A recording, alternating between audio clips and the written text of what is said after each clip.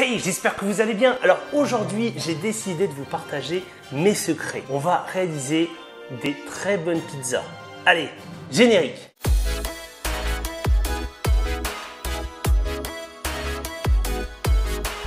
Alors aujourd'hui, j'ai décidé de vous partager ma recette secrète pour réaliser des très bonnes pizzas maison. Alors pour ceux qui le savent, il y a quelques années, avant de me lancer sur YouTube, j'avais une pizzeria. Donc j'ai tenu ça pendant 7 ans et j'ai fait de très bonnes pizzas. Et j'ai donc décidé de vous partager cette fameuse recette que je faisais comme au restaurant. Et vous allez voir, ça va vous faire saliver. Pour une question de gain de temps, j'ai quand même préparé la sauce et la pâte à l'avance, mais je vais quand même vous expliquer comment la faire.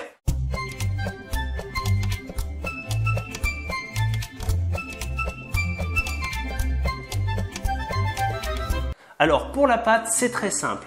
Pour 1 kg de farine, il vous faudra 20 g de sucre, 20 g de sel, 60 ml d'eau et 2 cuillères à soupe d'huile d'olive. Et c'est tout. Alors non, c'est pas tout, il ne faut pas oublier le sachet de levure de boulanger, très important. Et pour la farine, vous pouvez utiliser une farine type T55 ou si vous avez possibilité, une T65 sera meilleure. Pour la pâte, c'est très simple, vous allez ajouter la farine, l'eau et le sucre, ainsi que la levure. Et l'huile d'olive? Ah bah oui, les 2 cuillères d'huile d'olive. Vous allez bien mélanger tout ça et une fois que ce sera quasiment à la fin du mélange, vous ajouterez le sel. Vous continuerez à bien mélanger et il ne vous restera plus qu'à laisser reposer un petit peu la pâte. Et c'est tout. Pour réaliser de la bonne sauce à pizza, c'est très simple. Il vous faudra des tomates fraîches ou des tomates pelées en boîte. Après, il faudra rajouter également 1 ou 2 oignons en fonction de la quantité que vous allez hacher et faire revenir tout doucement à l'huile d'olive. Une fois que les oignons sont bien revenus, vous allez ajouter les tomates et il vous restera plus qu'à assaisonner le tout. Donc pour ça, il vous faudra du sucre, du sel, du poivre, des herbes de Provence, un peu de basilic et de l'origan. Et après, il vous suffit de laisser mijoter une bonne demi-heure. Et une fois que ça c'est prêt, il vous faudra juste rajouter un petit peu d'eau en fonction de l'épaisseur de la sauce, si vous la voulez plus épaisse ou plus liquide. Et une fois prêt, ça vous donnera ce résultat. Pour les ingrédients, vous pouvez mettre ce que vous voulez, mais moi dans cette vidéo, je vais vous montrer 5 recettes tout à fait à moi.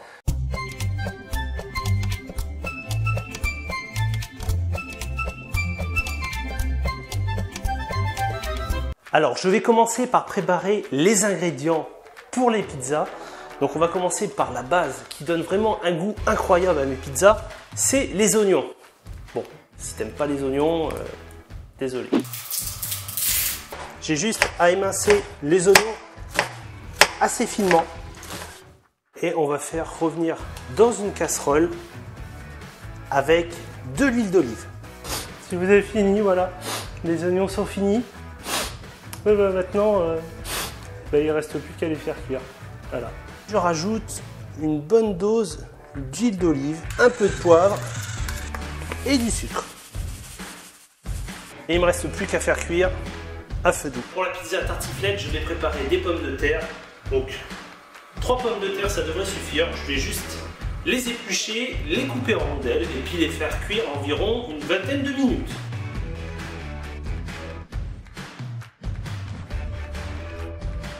Alors pour les pommes de terre, si vous avez une petite mandoline, fera très bien l'affaire pour les râper en petites tranches.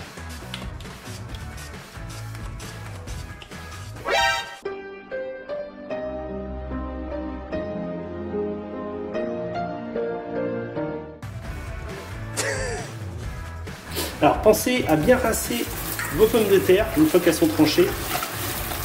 C'est pour éviter qu'elles collent après par la suite. Il ne reste plus qu'à les faire cuire avec un petit peu de gros sel. Je vais donc préparer maintenant tout ce qui est viande, comme la viande hachée et les merguez. Alors pour la viande hachée, vous pouvez prendre une barquette de viande hachée en frais ou éventuellement en surgelé. Après, moi ce que je vous conseille, c'est de la faire pré-cuire un petit peu de façon qu'elle soit bien cuite une fois dans la pizza. N'hésitez pas à rajouter pendant la cuisson un peu de sel et un peu de poivre, histoire de bien assaisonner la viande. Je vais maintenant préparer les merguez en les tranchant en rondelles et puis les faisant à peu près cuire. Il fallait bien que j'en fasse une. Hein. Les merguez, il faut les faire cuire et après les trancher. On va faire comme moi, les trancher et après les faire cuire. Voilà. On va finir comme ça.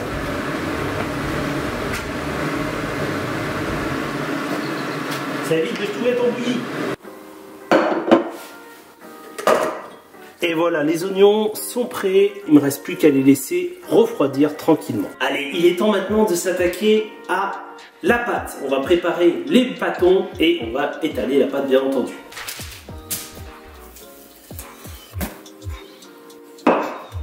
Alors, avec une boule de pâte, on va pouvoir préparer 5 pâtons pour des pizzas en 33 cm. Donc pour le grammage, c'est très simple. Vous vous calez entre 270 et 280 grammes.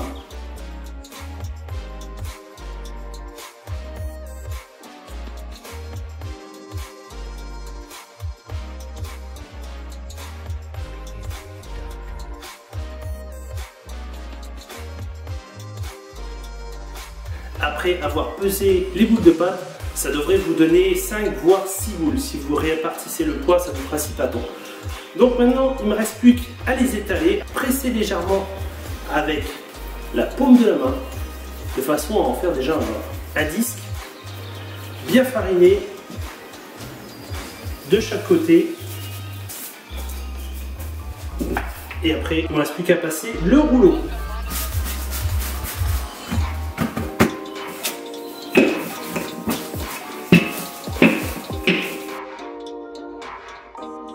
Si vous reste de la pâte, il vous suffit juste de l'emballer dans du film et de passer au congélateur, ça se conserve très bien. Alors voilà, les pâtes sont étalées, il ne nous reste plus qu'à passer au dressage.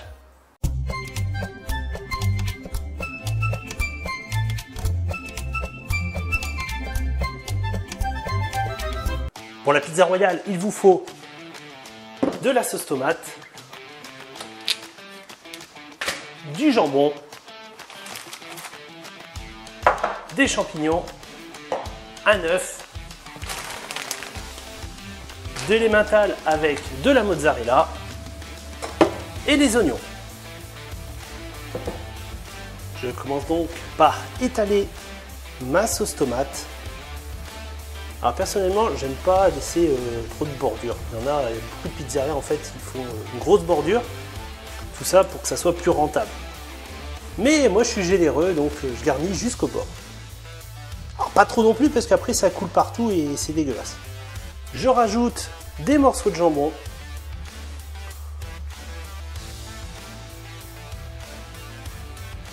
Des champignons. Des oignons. Et ça c'est ce qui va vraiment donner le goût à la pizza. Un peu de fromage. Et vous finissez avec un peu de mozzarella qui va donner un côté un peu plus fondant à la pizza. Si vous avez des olives, vous pouvez rajouter des olives, sinon c'est fini. Il reste juste à rajouter l'œuf. N'hésitez pas à bien étaler le blanc du jaune pour que ça cuise mieux. Il ne reste plus qu'à enfourner dans le four.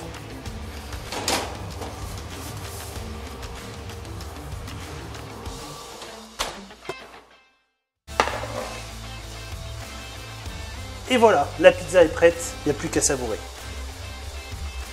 Alors, on va passer maintenant à la pizza barbecue. Pour ça, il vous faut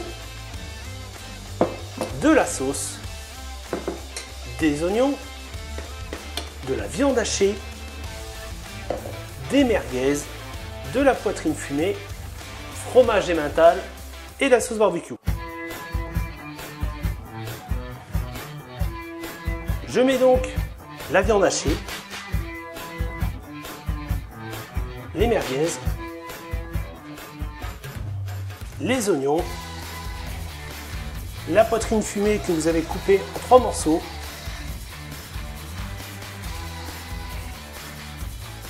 le fromage et mozza.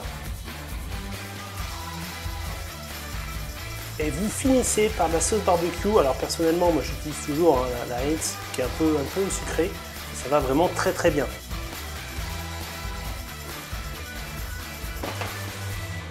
Alors pour la bacon chèvre, il vous faut des oignons, du chèvre coupé en morceaux, de la crème fraîche épaisse, des lardons, du bacon et fromage emmental. Je commence donc par étaler la crème fraîche. Alors si comme moi vous avez pas de la crème fraîche, de la vraie crème fraîche épaisse et que c'est de la semi-épaisse, je vous conseille de pré-cuire 30 secondes juste pour rigidifier un peu la pâte. C'est pour éviter que ça détrempe la pâte et que ça fasse un truc dégueulasse. Alors je mets mes lardons, le chèvre en morceaux, les oignons, et le bacon que vous avez coupé en deux. Et il ne me reste plus qu'à finir avec le fromage et la mozzarella.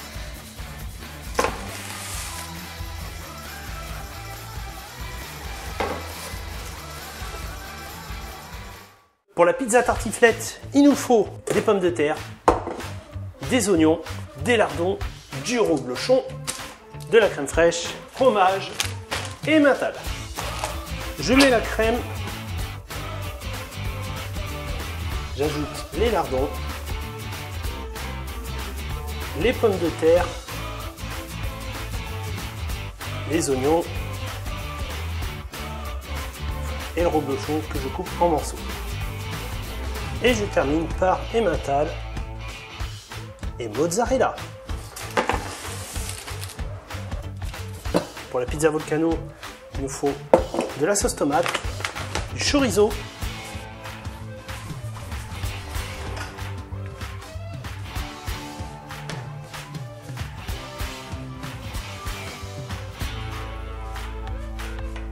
des merguez, des oignons, fromage emmental et un peu de paprika.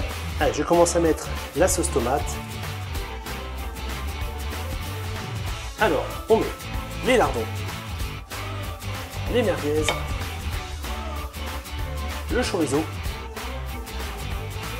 et les oignons. On termine par le fromage avec mozzarella. Et on termine avec un peu de paprika. Et maintenant, c'est fini.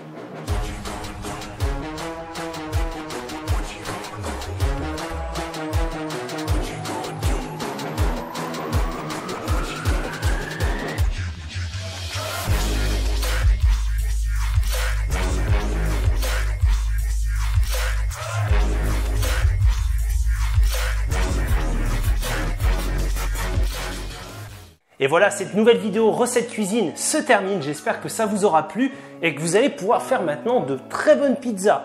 D'ailleurs, n'hésitez pas à me dire dans les commentaires quelle est votre pizza préférée. Et si vous faites la recette, n'hésitez pas à m'envoyer vos petites photos sur Instagram ou Twitter ou Facebook. Ça me fera extrêmement plaisir.